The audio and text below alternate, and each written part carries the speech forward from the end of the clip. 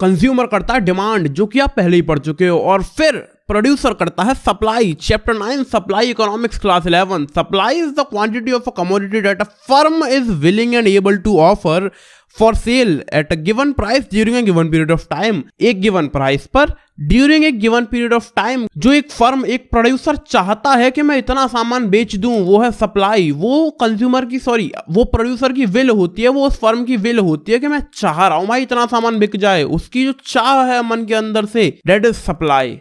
यहाँ पर सप्लाई को दो पार्ट्स में डिवाइड करा गया, individual supply, market supply. Individual supply एक फर्म के लिए होती है, मार्केट सप्लाई होती है सारी की सारी फर्म्स मार्केट में है, उन सभी की सप्लाई मिला के बनेगी मार्केट सप्लाई। उसके बाद है स्टॉक, एक वर्ड है, लोग कंफ्यूज हो जाते हैं स्टॉक और सप्लाई के बीच में कि भाई स्टॉक और सप्लाई एक ही तो चीज है, मतलब इतना सामान मैं बेचना चाह रहा हूं, जितना होगा उतना ही तो बेच पाऊंगा। नहीं, ऐसा नहीं है। Quantity of a commodity that is available with the firm at a particular point of time. Stock वो होता है जितना सामान हमारे पास रखा हुआ है, सप्लाई वो है जितना सामान हम बेचना चाहते हैं। इन दोनों के अंदर अगर अच्छे से डिफरेंस के बारे में बात करें तो देखो, सप्लाई मैंने तुम्हें पहले ही कहा कि quantity of a commodity that is firm is willing, और स्टॉक होता है दैट इज अवेलेबल। यहाँ पे चाहत है और यहाँ पे अवेलेबिलिटी है, और यहाँ पे है during given period of time, ये है at a particular point of time. ये इनके अंदर डिफरेंसेस हैं। दो चीजें और देखोगे, देखो यहाँ पे लिखा है ना, related to period of time and it is a particular point of time. For example अभी सर्दियों का मौसम आ रहा है भाई साहब, और मेरे पास है 1000 जैकेट्स रखी हुई। मैं एक प्रोड्यूसर हूं, मैं सर्दियों में सामान बेचता हूं, दुकान है कपड़े की हमारी, हमारे पास 1000 जैकेट रखी हुई हैं। अब मैं चाह रहा हूं कि भाई सर्दियों का मौसम आ रहा, मस्त एकदम बिक्री होगी, ऐसा करेंगे 1500 जैकेट बेचेंगे इस बार। तो क्या मैं 1500 जैकेट बेच सकता हूं जब मेरे पास है ही 1000? तो जी हाँ, मैं बेच सकता हूं। मैं 500 और खरीद लूंगा ना भाई, 3 महीने चलेगा ये सर्दियों का मौसम में, और 500 खरीद कर लाऊंगा और इतना जाकर सप्लाई कर दूंगा, क्योंकि बढ़िया प्राइसिंग रहेगी, बढ़िया बिक्री होगी। तो मैं चाहूंगा कि 1500 जैकेट्स बिक जाए भाई, 1000 नहीं 1500। तो stock is something at particular point of time. आज मैं 19 जनवरी को इस वीडियो को शूट कर रहा हूं, 19 जनवरी को मेरे पास 1000 जैकेट हैं, वो मेरा स्टॉक है। लेकिन आने वाले 3 महीनों के अंदर 19 अप्रैल तक मैं 1500 जैकेट बेचना चाहता हूं, दैट इज सप्लाई। ये है इनके बीच में डिफरेंस। उसके बाद एक और चीज यहां पर आती है, it is related to price, जो कि प्राइस के साथ हमेशा चेंज होती रहती है सप्लाई, लेकिन स्टॉक प्राइस से चेंज नहीं होता है। मैंने तुम्हें क्या कहा, सर्दियों के मौसम में मस्त डिमांड रहेगी, बढ़िया प्राइसिंग रहेगी, तो मैं भाई महंगे में बेचूंगा खूब दाब के सामान। लेकिन जब सर्दियों का मौसम जा रहा होगा, जब चीजों के प्राइसेस कम हो रखे होंगे, जब मुझे कम प्रॉफिट मिलेगा मार्केट में सामान बेचने से, तो मैं कम बेचना पसंद करूंगा, क्योंकि भाई मुझे ज्यादा ही प्रॉफिट चाहिए ना। ऑब्वियसली जिस समय पे प्राइसिंग हाई होगी मैं ज्यादा सप्लाई करूंगा, जिस समय पे प्राइसिंग कम होगी, समझ रहे हो, मुझे कम प्रॉफिट मिल रहा होगा, तो मैं जो है कम ही सामान बेचना पसंद करूंगा। थोड़ा पैसा आ रहा भाई, थोड़ा ही सामान निकाल के रखो, बाकी स्टॉक होल्ड करके रख लो, समझ रहे हो। सप्लाई नहीं करनी है, होल्ड करके रख लिया ना कि अगली साल बेचेंगे। तो प्राइस जब ज्यादा होगी तो सप्लाई अपन ज्यादा होगी, प्राइस कम होगा तो सप्लाई भी अपन कम ही करेंगे, क्योंकि अपने को चाहिए प्रॉफिट। और स्टॉक तो ऐसा भाई 1000 जैकेट है तो वो 1000 ही रहेंगी, वो और ज्यादा तो प्रकट नहीं हो जाएंगी एकदम से। जैसे कि मान लो मार्केट में प्राइस बढ़ गया तो प्रकट हो गई, और ज्यादा प्राइस कम हो गया तो एकदम गायब होगी। इसमें से ऐसा नहीं होगा ना, हमें ही करना पड़ेगा। स्टॉक तो फिक्स क्वांटिटी रहती है। ये इन दोनों के बीच के डिफरेंसेस हैं, आई होप क्लियर हो गए होंगे। इसके बाद एक और चीज आती है, determinants of individual supply. Supply को किन फैक्टर्स से डिटरमाइन करा जा सकता है, सप्लाई कम ज्यादा किन फैक्टर्स के कारण होती है। सबसे पहले price of the given commodity. अगर गिवन कमोडिटी का प्राइस बढ़ जाएगा तो सप्लाई बढ़ जाएगी, प्राइस कम हो जाएगा सप्लाई कम हो जाएगी, क्योंकि हम चाहेंगे जब प्राइस ज्यादा हो हम जब ही बेचें, ज्यादा बेचें, जिससे अपन ज्यादा पैसे कमा पाएं। लेकिन प्राइस कम है तो भाई यार कम ही बेच लो, पैसे वैसे आ नहीं रहे, छोड़ो, प्रॉफिट मार्जिन नहीं है इसमें, ज्यादा मत बेचो। उसके बाद आता है प्राइस ऑफ अदर गुड्स। अब अदर गुड्स में आती है हमारी कॉम्प्लीमेंट्री गुड्स और सब्स्टिट्यूट गुड्स। कॉम्प्लीमेंट्री जो एक प्रोडक्ट जो हम बेच रहे हैं गिवन गुड, उसी के साथ में कॉम्प्लीमेंट करता हो, उसी के साथ में यूज करा जाता हो। दूसरा होता है सब्स्टिट्यूट गुड्स, जो उसकी जगह पर यूज करा जाता हो। तो जैकेट के साथ में लोग पसंद करते हैं स्वेटर नहीं, मफलर्स खरीदना। तो जब मफलर की प्राइसिंग एकदम हाई होगी तो हम चाहेंगे भाई मफलर भी बिकें, संग में जैकेट भी बिकें। तो कॉम्प्लीमेंट्री गुड्स का प्राइस जब बढ़ेगा तो गिवन गुड की सप्लाई बढ़ेगी, और कॉम्प्लीमेंट्री गुड का प्राइस मान लो कम हो गया, यानी कि मफलर का प्राइस कम हो गया, सस्ता हो गया, तो हम उसे कम बेचेंगे, साथ में जैकेट भी कम ही बिकेगी। तो कॉम्प्लीमेंट्री गुड्स का प्राइस गिरेगा तो गिवन गुड की सप्लाई गिरेगी। फिर आती है सब्स्टिट्यूट गुड्स। जैकेट की जगह पर लोग स्वेटर भी पहन सकते हैं, तो स्वेटर का प्राइस एकदम से बढ़ जाए तो हम चाहेंगे भाई स्वेटर बेचो, जैकेट हटाओ, उठा के रख लो इन्हें पीछे को, स्वेटर बेचेंगे हम तो जब सब्स्टिट्यूट गुड्स का प्राइस बढ़ेगा तो हमारे गिवन गुड का सप्लाई कम होगा। सब्स्टिट्यूट गुड्स का प्राइस गिर गया, मान लो स्वेटर काफी सस्ते हो गए, तो प्रोड्यूसर सोचेगा नहीं भैया स्वेटर नहीं बेच रहे, सस्ते हैं, जैकेटें बेचो। तो सब्स्टिट्यूट गुड्स का जैसे ही प्राइस गिरेगा गिवन गुड की सप्लाई बढ़ जाएगी, क्योंकि गिवन गुड का प्राइस ऑब्वियसली ज्यादा ही रहा होगा उस टाइम पर। जब स्वेटर का कम है तो जैकेट का ज्यादा है तो जैकेट ही बेचेंगे ना भाई। सब्स्टिट्यूट गुड्स का प्राइस कम, गिवन गुड की सप्लाई ज्यादा। कॉम्प्लीमेंट्री गुड्स का प्राइस ज्यादा, गिवन गुड की सप्लाई ज्यादा।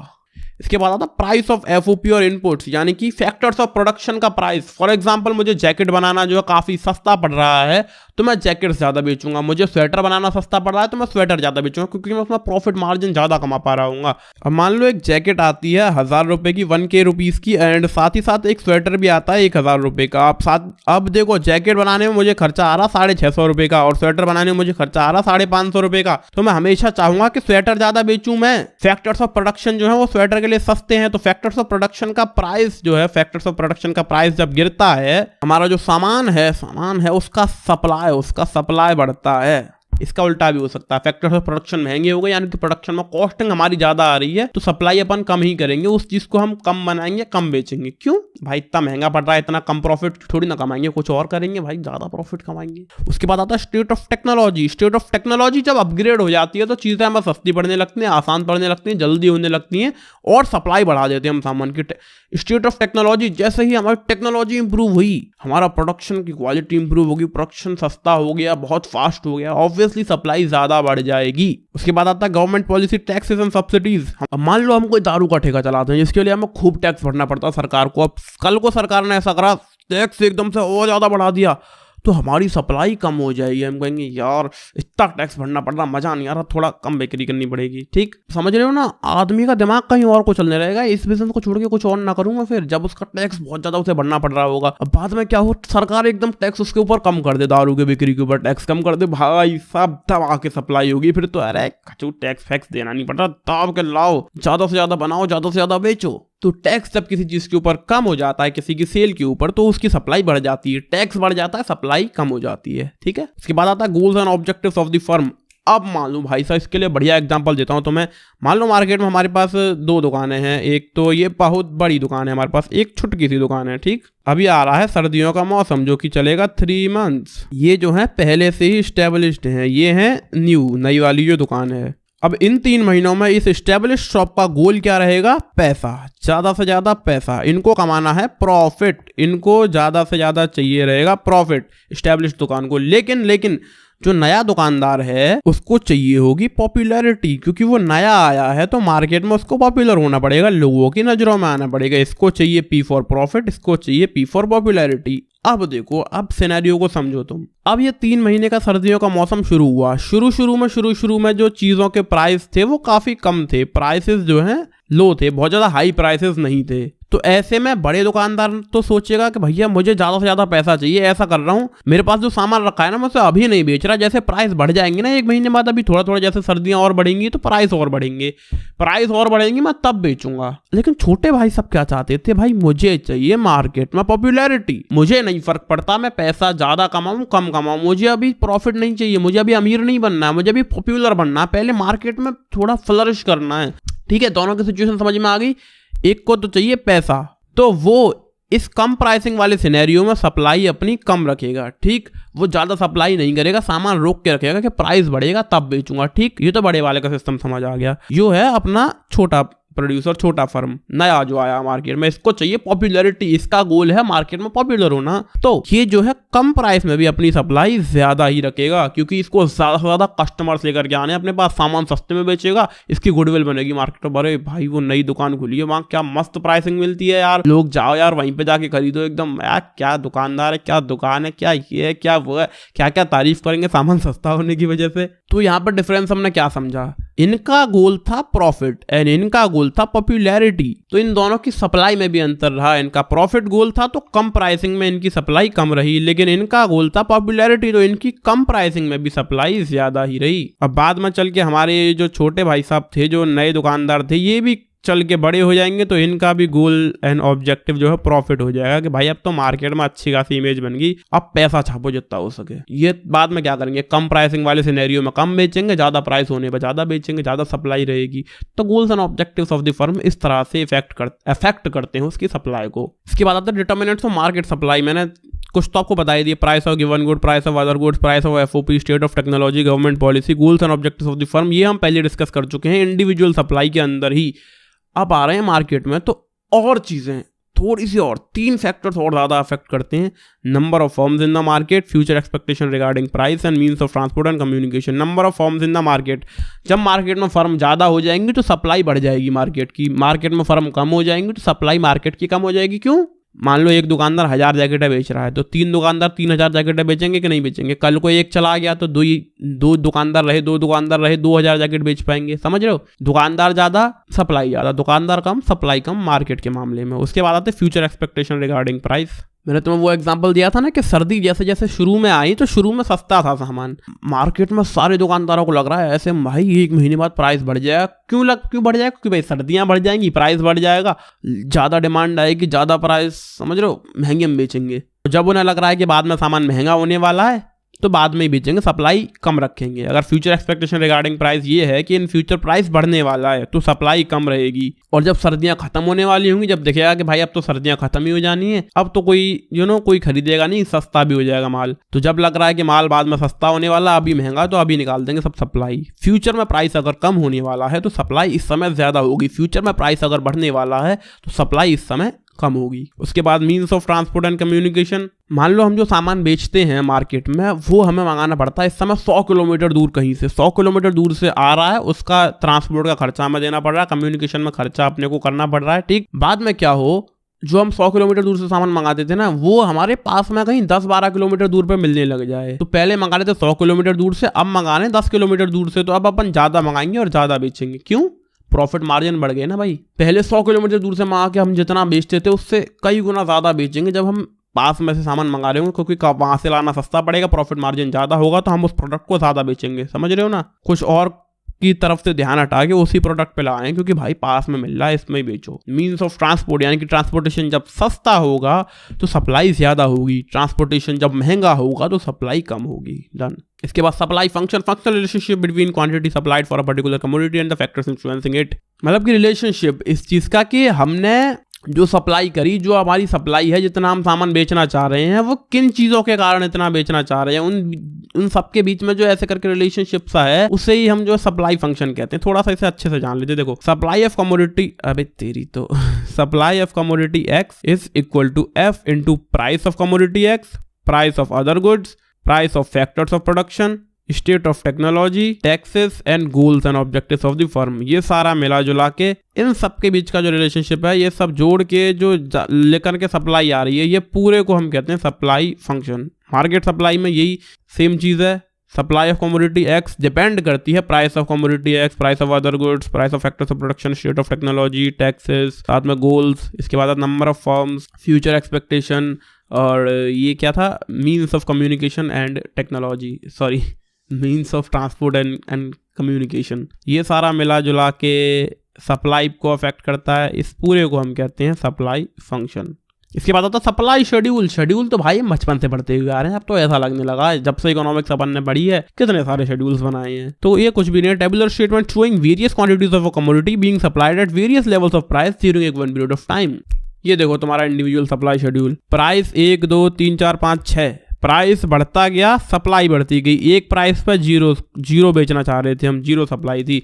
प्राइस 2 पे 5 सप्लाई होगी, प्राइस 3 पे 10 सप्लाई होगी, प्राइस 4 पे 15 सप्लाई होगी, प्राइस 6 पे 25 सप्लाई होगी। प्राइस बढ़ा, सप्लाई बढ़ा, पी और एस एक साथ चलते हैं। डन। इंडिविजुअल सप्लाई शेड्यूल कुछ ऐसा होता है। इसके बाद आता है मार्केट सप्लाई शेड्यूल। यहाँ पे 1 प्राइस पे हमारा जो फर्म ए है वो 0 बेचना चाह रही है और फर्म बी भी 0 बेचना चाह रही है, यानी कि मार्केट सप्लाई 0 ही रहेगी। उसके बाद प्राइस 2 हो गया तो फर्म ए चाह रही है लाओ 5 बेच देते हैं, फर्म बी करी लाओ 10 बेच देते हैं, दोनों को जोड़ के बन गई मार्केट सप्लाई 15। बाद में प्राइस और बढ़ गया, 6 हो गया, 6 पे फर्म ए सोच रही लाओ 25 बेचे, फर्म बी सोच रही लाओ 40 बेचे, 40-25 जोड़ के बन गया 65 मार्केट सप्लाई। डन। और इसी चीज को जब अपन ग्राफ पे प्लॉट करेंगे तो बन जाएगा supply curve, graphical representation of supply schedule. ये देखो प्राइस 0 था तो 0 बेचना चाह रहे, प्राइस 1 हो गया तो 5 बेचना चाह रहे, प्राइस 2 हो गया 10 बेचना चाह रहे, प्राइस 5 हो गया 25 बेचना चाह रहे हैं। ऐसे ऐसे ऐसे ऐसे करके सप्लाई कर्व सीधी सीधी चलती जा रही है, सीधी एकदम स्ट्रेट ऊपर की तरफ जा रही है, अपवर्ड स्लोपिंग है। क्यों? क्योंकि प्राइस और सप्लाई एक साथ चलते हैं। प्राइस बढ़ेगा तो सप्लाई भी बढ़ेगी, प्राइस कम होगा तो सप्लाई भी कम होगी।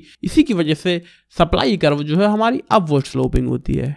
इसके बाद आता है हमारी मार्केट की सप्लाई कर्व। इसमें भी कुछ नहीं भाई, फर्म 2 है, इसकी सप्लाई कर्व यूं करके जा रही है, फर्म 1 है, इसकी सप्लाई कर्व यूं करके जा रही है, यानी कि ऊपर को जा रही है। ठीक है, इनकी ही सप्लाई को ऐड कर देते हैं तो मार्केट सप्लाई इनकी ऐड करके ऐसे ऐसे करके जा रही है, मतलब अपवर्ड स्लोपिंग है। प्राइस और सप्लाई एक साथ चलते हैं, प्राइस और सप्लाई के बीच के डायरेक्ट रिलेशनशिप के कारण हमारी जो सप्लाई कर्व है वो अपवर्ड स्लोपिंग होती है। इतनी लाइन याद रख लो, पेपर में यही पूछा जाएगा तुमसे। इसके बाद स्लोप ऑफ सप्लाई कर्व मैंने तुम्हें अभी बताई दो थी, अपवर्ड स्लोपिंग होती है। क्यों? प्राइस और सप्लाई के बीच के डायरेक्ट रिलेशनशिप के कारण। Change in price upon change in quantity जब तुम निकालोगे तो ये तुम्हारी कर्व निकल करके आएगी। इसके बाद आता है law of supply. Law of supply भी वही बात कहता है जो अभी मैंने तुमसे कही थी, प्राइस और सप्लाई के बीच में जो है डायरेक्ट रिलेशनशिप है, ये दोनों एक संग चलते हैं। इसके कुछ अजम्पशंस की बात कर लेते हैं। देखो, अजम्पशन तुम अभी रटने की कोशिश करोगे, लेकिन इन्हें रटने की कोशिश मत करो, ये काफी आसान है। मैंने तुम्हें फैक्टर्स बताए थे ना, factors influencing supply for a commodity, determinants of supply, 6 चीजें थी इंडिविजुअल सप्लाई के अंदर। ठीक,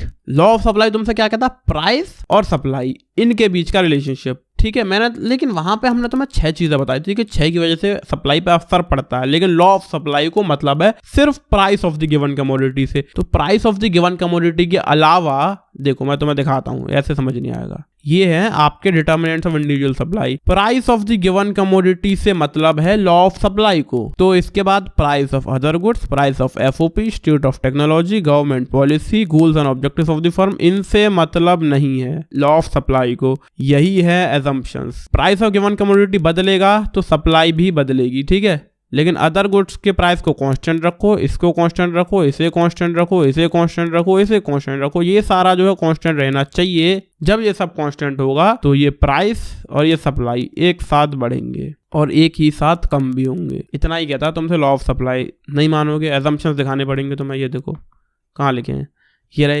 assumptions. Price of other goods constant, state of technology में no change, price of FOP same रहेगा, टैक्सेशन पॉलिसी में चेंज नहीं होगा, गोल ऑफ द प्रोड्यूसर जो है वो भी सेम रहेंगे। ये 5 फैक्टर जो है सेम रहेंगे और एक factor price of the given commodity, उससे सीधा सीधा असर पड़ेगा सप्लाई के ऊपर। इसके बाद कुछ और इंपॉर्टेंट पॉइंट। सबसे पहले तो पॉजिटिव रिलेशनशिप बताता है, ये प्राइस और सप्लाई एक संग चलते हैं, ऊपर जाए प्राइस ऊपर सप्लाई भी ऊपर, प्राइस नीचे सप्लाई भी नीचे। उसके बाद क्वालिटेटिव स्टेटमेंट है, ये तुमको ये तो बता देगा कि प्राइस से ऊपर जाने से सप्लाई भी ऊपर जाएगी, लेकिन कितना ऊपर जाएगा ये इसको नहीं पता।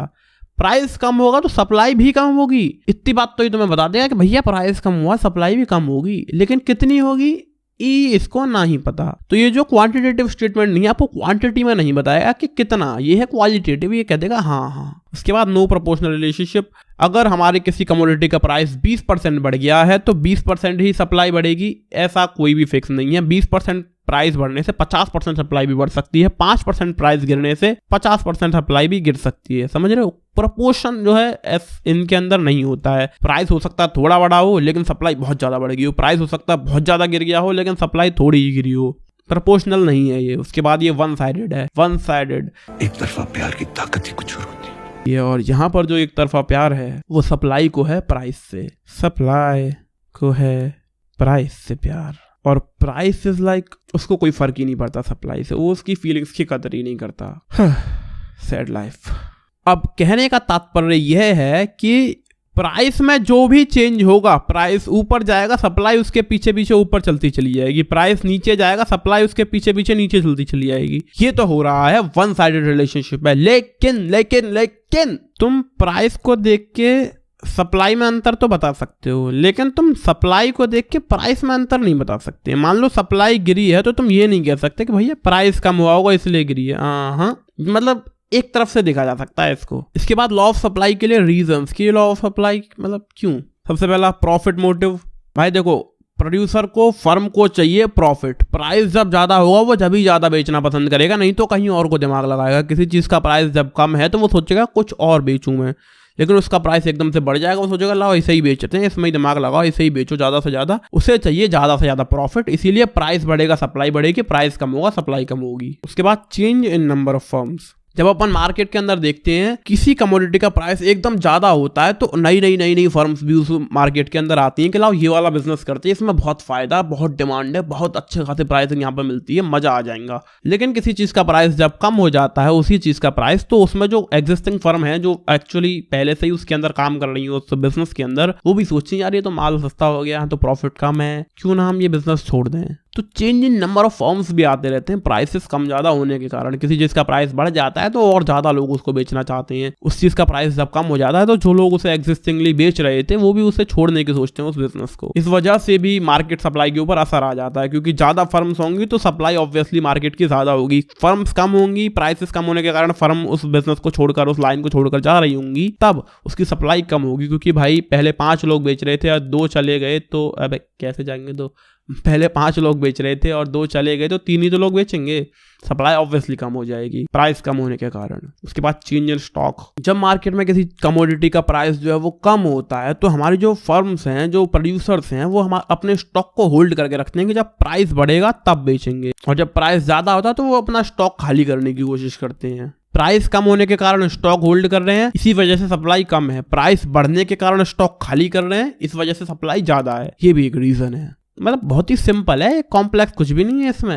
ये देख रहे हो मैंने कितनी बेसिक पॉइंट्स आपको बताए और लोग कहते हैं इकोनॉमिक्स मुश्किल है। अरे नहीं है यार, यही सिंपल रिलेशनशिप्स हैं इस पूरे सब्जेक्ट के अंदर। मैंने तो भाई 11th के 11 चैप्टर्स पढ़ लिए, मुझे तो मुश्किल नहीं लगी अभी तक। अब आते हैं इसके लिए कुछ एक्सेप्शंस जो लॉ ऑफ सप्लाई को फॉलो नहीं करते। सबसे पहले फ्यूचर एक्सपेक्टेशंस। मान लो आज किसी चीज का प्राइस है लाइक 10 रुपीज, ठीक है, लेकिन वैसे जो ज्यादातर इसका प्राइस है वो 15 रुपए रहता है। 15 रुपए इसका प्राइस सही प्राइस रहना चाहिए, ज्यादातर यही रहता है, लेकिन अभी 10 रुपए चल रहा है। और हमें सुनने में आ रहा है कि भाई फ्यूचर में इसका जो प्राइस है वो 8 रुपए होने वाला है, यानी कि प्राइस गिरने वाला है। तो हम क्या करेंगे भाई, सही प्राइस 15 है, बाद में 8 होने वाला है, तो ऐसे में हम 10 पे भी इसको दाब के बेचेंगे। क्यों? सही प्राइस 15 होना चाहिए, 10 है इस समय मार्केट में, लेकिन फिर भी हम बेच रहे हैं। प्राइस कम होने के बावजूद हम बेच रहे हैं, क्यों? क्योंकि फ्यूचर में भाई और कम होने वाला है, इससे अच्छा अभी निकाल दो स्टॉक। एक्सेप्शन हो गया कि भाई कम प्राइस होते हुए भी सप्लाई ज्यादा है, क्यों? भाई बाद में और कम होने वाला है। इसके बाद नेक्स्ट पॉइंट है एग्रीकल्चरल गुड्स। अब देखो भाई, एग्रीकल्चरल गुड्स का तो ऐसा है, वो सीजनल गुड्स होती हैं। सीजनली होती है, फसल उगाई जाती है कि भैया अभी यो गेहूं का सीजन चल रहा है, इसमें गेहूं उगेंगे, चावल का सीजन चलेगा, चावल उगेंगे, ठीक है। तो गेहूं के सीजन में उसका प्राइस कम हो या ज्यादा हो, किसानों को वो बेचना ही पड़ेगा, वो बेच ही देते हैं। प्राइस कम हो ज्यादा हो, प्राइस कम ज्यादा से कुछ नहीं है, वो निकलेगा, अपना बिकेगा वो तो। उसके बाद आती हैं पेरिशेबल गुड्स, यानी कि जो चीजें खराब हो जाती हैं समय के साथ। हमें दिख रहा है कि ये सामान हम इस 1 महीने तो बेच सकते हैं, इसके बाद ये खराब हो जाने वाला है, यानी कि इसके बाद इसकी क्वालिटी खराब हो जाएगी, ये पेरिश हो जाएगा, ये किसी काम का नहीं रहेगा, बेचने लायक रहेगा भी नहीं ये। तो इस 1 महीने में इसका प्राइस कम हो या ज्यादा हो, उससे कोई फर्क नहीं पड़ता, हमको वो स्टॉक खाली करना ही है, क्योंकि अगले महीने तक तो ये खराब हो जाएगा, हमारे लिए तो फिर जीरो वैल्यू है, किसी काम का नहीं रहने वाला। उसके बाद रेयर आर्टिकल्स, जो 1 या 2 ही है मार्केट में, जैसे कि मोनालिसा पेंटिंग है भाई, वो तो एक ही है ना, मोनालिसा तो एक ही है दुनिया में। अब तुम उसका प्राइस कम कर दो या बहुत ज्यादा कर दो, उसकी सप्लाई एक ही रहने वाली है, क्योंकि उसकी फिक्स्ड क्वांटिटी है, वो और नहीं बनाई जा सकती। लियोनार्डो दा विंची ने बनाई थी, अब लियोनार्डो दा विंची नहीं है, वो नहीं बना सकते, और तो इसको भी लॉ ऑफ सप्लाई से कोई फर्क नहीं पड़ता। उसके बाद बैकवर्ड कंट्रीज, ऐसी कंट्रीज जो कि इकोनॉमिकली बैकवर्ड हैं, जहां पर रिसोर्सेज की कमी है, तो मार्केट में प्राइस जब बढ़ भी जाएगा, हमारे पास उतने रिसोर्सेज नहीं है कि हम और सामान बनाएं और ज्यादा बेच सकें। प्राइस बढ़ने से हम सप्लाई बढ़ा सकें, इतने हमारे पास रिसोर्सेज नहीं है, तो भाई प्राइस बढ़ भी जाएगा ना, तब भी सप्लाई उतनी रहेगी जितनी कम प्राइस पे थी। So these were some exceptions to the law of supply. अब आता है movement along the supply curve, और एक और टॉपिक है शिफ्ट इन सप्लाई कर्व। ये मूवमेंट और शिफ्ट हमने डिमांड में भी पढ़ा था। मूवमेंट कब होता है when quantity supplied for a commodity changes due to change in its own price। Own price के कारण जब सप्लाई में चेंज आएगा तो होगा मूवमेंट, और उसे हम कहेंगे, क्या कहेंगे, चेंज इन क्वांटिटी सप्लाइड। कितनी 3 चीजें बताई हैं मैंने तुम्हें, ये देखो, ओन प्राइस में आएगा चेंज आएगा ओन प्राइस के अंदर, ठीक है, बाकी सारे फैक्टर्स कांस्टेंट हैं। इसे हम कहेंगे चेंज इन क्वांटिटी सप्लाइड, जिससे होगा क्या, movement along the supply curve. Shift in supply curve का मैंने तुम्हें क्या बताया, when supply of a commodity changes due to change in any other factors then its own price, it is known as change in supply. ये देखो, any other factor में change हो रहा है, इसके प्राइस में नहीं हो रहा, प्राइस को हटा दो, प्राइस के कारण नहीं, किसी और फैक्टर के अंदर चेंज होने से जब सप्लाई चेंज होती है तो उसे हम कहते हैं चेंज इन सप्लाई, जो कि क्या पैदा करती है, shift in the supply curve. यहाँ पे देखो, ओन प्राइस बदलेगा, कहेंगे चेंज इन क्वांटिटी सप्लाइड, जिससे होगा मूवमेंट, और जब किसी और फैक्टर में चेंज होगा उसे कहेंगे चेंज इन सप्लाई, और वो करेगा शिफ्ट इन सप्लाई कर्व। अब इसको डिटेल में समझोगे तो प्राइस जब बढ़ेगा तो एक्सपेंशन इन सप्लाई होगा, जो कि लाएगा अपवर्ड्स मूवमेंट, प्राइस गिरेगा तो कॉन्ट्रैक्शन इन सप्लाई होगा और डाउनवर्ड्स मूवमेंट लाएगा, इंक्रीज इन प्राइस। ये देखो, प्राइस यहाँ से P से P1 पे पहुंच गया, जिसकी वजह से क्वांटिटी Q से Q1 पे पहुंच गई, प्राइस बढ़ा, सप्लाई भी बढ़ी। हमारी जो सप्लाई कर्व है पहले कुछ यहाँ पर थी, अब बढ़ के यहाँ पे आ गई, अपवर्ड्स ऊपर की ओर मूवमेंट हुआ है। अब ऐसे में मान लो हमारा प्राइस पहले P1 था, बाद में गिर के P पे आ गया, तो क्वांटिटी हमारी Q1 से Q पे आ जाएगी गिर के, ठीक है, गिर के, और हमारी सप्लाई कुछ यहाँ से यहाँ आ जाएगी, यानी कि क्वांटिटी सप्लाइड गिर जाएगी, और ये सप्लाई कर्व पहले यहाँ तक थी, अब ये सिर्फ यहीं तक मानी जाएगी, ठीक। अब तुम शिफ्ट को समझने की कोशिश करोगे तो प्राइस तो कांस्टेंट है, price of the given good पे असर नहीं होगा, मैंने ये यहाँ पे प्राइस काट दिया है ना, प्राइस में असर नहीं होना चाहिए। प्राइस के अलावा किसी और फैक्टर, यानी कि price of other good, government की पॉलिसी वगैरह, ट्रांसपोर्टेशन कम्युनिकेशन का खर्चा, FOP यानी कि फैक्टर्स ऑफ प्रोडक्शन में खर्चा कम ज्यादा, उसके वजह से उनमें से किसी भी चीज के कारण इंक्रीज इन सप्लाई अगर होता है, सप्लाई बढ़ती है, तो ये लाएगी राइटवर्ड शिफ्ट, और प्राइस कांस्टेंट रहे किसी और ही चीज के कारण, किसी और फैक्टर के कारण डिक्रीज इन सप्लाई आ जाए, यानी सप्लाई कम हो जाए, तो वो लाएगी लेफ्टवर्ड शिफ्ट। पहले हमारी सप्लाई कर्व यहाँ पे थी, अब सप्लाई कम हो गई किसी और फैक्टर के कारण, तो लेफ्ट की ओर ये शिफ्ट हो जाएगी, ठीक है, और सप्लाई बढ़ गई तो ये राइट की ओर शिफ्ट हो जाएगी, सिंपल। फिर आता है effect on supply curve due to other factors, यानी कि अदर फैक्टर्स के कारण क्या क्या क्या इफेक्ट आ सकता है, भाई बताओ तो सही, थोड़ा सा प्राइस का तो बता दे, अदर फैक्टर्स का भी बताओ। अरे अभी बताते हैं, ये देखो, change in price of other goods, change in price of FOP, change in price of state of technology, sorry price नहीं, state of technology, change in taxation policy, इन सब में चेंज होने के कारण क्या असर आता है, कैसे असर आता है, थोड़ा दिखाओ तो सही बढ़िया से। देखो, change in price of other goods का प्राइस इंक्रीज होगा, यानी कि सब्स्टिट्यूट गुड्स की बात चल रही है यहाँ पर, सब्स्टिट्यूट गुड्स का प्राइस इंक्रीज होगा, गिवन गुड की सप्लाई कम होगी, इस तरफ को आएगा। क्यों? क्योंकि भाई दूसरी चीज का प्राइस बढ़ा है, जैकेट के बजाय स्वेटर का, तो स्वेटर बेचेंगे, जैकेट नहीं बेचेंगे, सप्लाई इसकी कम कर देंगे।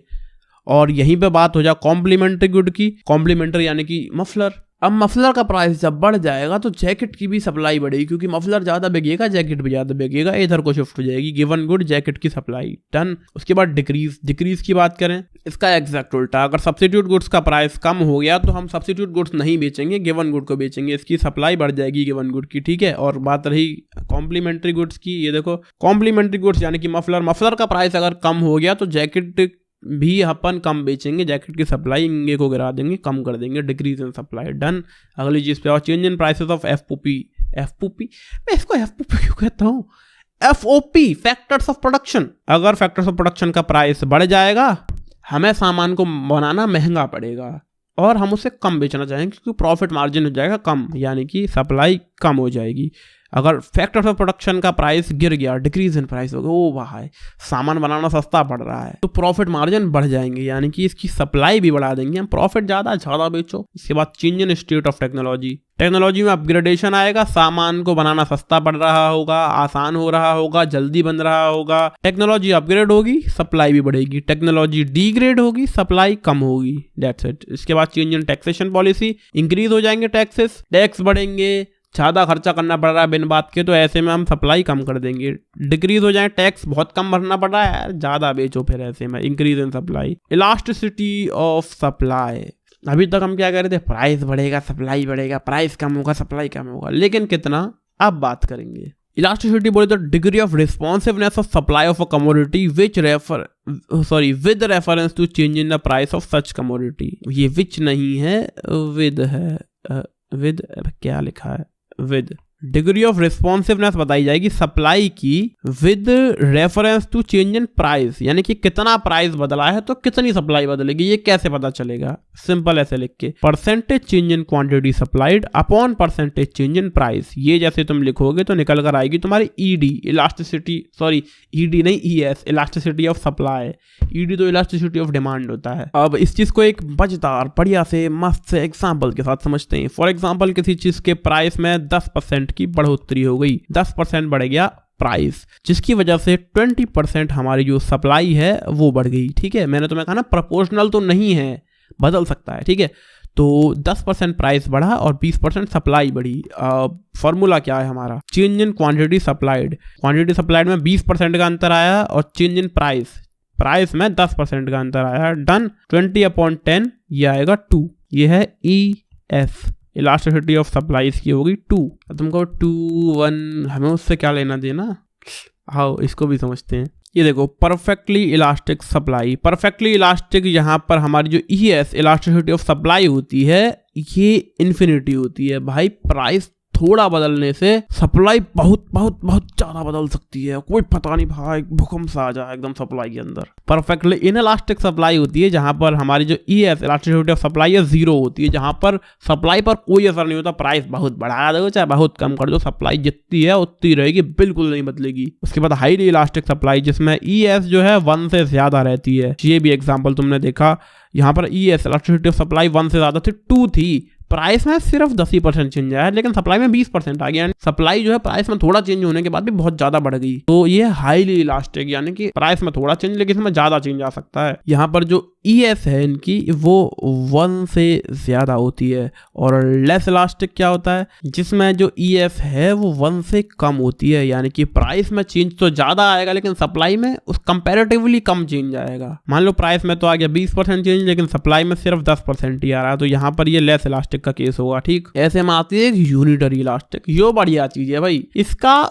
एकदम सेट है मामला। मान लो प्राइस में आया 10% चेंज तो सप्लाई में भी 10% का चेंज आएगा। इसकी जो ES है ना 1 से ज्यादा ना 1 से कम ना 0 ना infinity, it is exactly equal to 1 unitary. एकदम 10% प्राइस बढ़ा 10% सप्लाई बढ़ गई, 20% प्राइस गिरा 20% सप्लाई गिर गई, सेटम सेट मामला। ये थी इलास्टिसिटीज ऑफ सप्लाई। इसके बाद आता टाइम पीरियड एंड सप्लाई, मतलब इसी से रिलेटेड है। मार्केट पीरियड वेरी शॉर्ट, बहुत ही शॉर्ट पीरियड में जो हमारी सप्लाई है वो परफेक्टली इनइलास्टिक रहती है, बहुत ही जल्दी। यानी कि सुबह को किसी चीज का प्राइस 10 रुपए है और शाम को 15 रुपए हो गया तो हम सप्लाई एकदम से नहीं बढ़ा पाएंगे। यहाँ पर ऐसे में परफेक्टली इनइलास्टिक सप्लाई है। भाई सुबह यहाँ पे 1000 जैकेट थी, सॉरी जैकेट 10 रुपए की जैकेट भी बिकती है 10 रुपए नहीं 1000 रुपए मान लो। सुबह 1000 रुपए प्राइस था जैकेट का, हमारे पास 1000 जैकेट थी, सप्लाई थी हमारी, मतलब जो हम 1000 जैकेट बेचना चाह रहे थे। ठीक, शाम को ही उसका प्राइस हो गया 1500 रुपए, तो यहाँ पर हमारी सप्लाई परफेक्टली इनइलास्टिक होगी। हम 1500 में बहुत ज्यादा जैकेट नहीं बेच पाएंगे, 1000 ही बेच पाएंगे। क्यों भाई, क्योंकि इतनी जल्दी नहीं हो सकता ना, इतना शॉर्ट पीरियड में पॉसिबल नहीं है ये चीज कि हम सप्लाई बढ़ा सकें। उसके बाद आता शॉर्ट पीरियड, यानी कि थोड़ा सा टाइम, 1 हफ्ता का मान लो कि अच्छा आज हमारे पास 1000 जैकेट हैं और 1 हफ्ते बाद इसका प्राइस बदल जाए, यानी कि 1 हफ्ते का पीरियड हमको मिले तो हम सप्लाई बढ़ा देंगे लेकिन थोड़ी बढ़ा पाएंगे। मतलब प्राइस बढ़ने से सप्लाई बढ़ा देंगे लेकिन थोड़ी बढ़ा पाएंगे, बहुत ज्यादा नहीं, लेस इलास्टिक होती है। उसके बाद लॉन्ग पीरियड, लंबा पीरियड, मान लो 3 महीने का टाइम दे दिया तुम्हें, 3 महीने में बता रहे भैया दुनिया बदल के रख दूंगा 3 महीने में तो मैं। ऐसे में हाईली इलास्टिक सप्लाई रहती है, प्राइस बदलेगा उसके अकॉर्डिंग, बहुत ज्यादा भी सप्लाई को अपन बदल सकते हैं। प्राइस थोड़ा बदले सप्लाई बहुत ज्यादा बदली जा सकती है।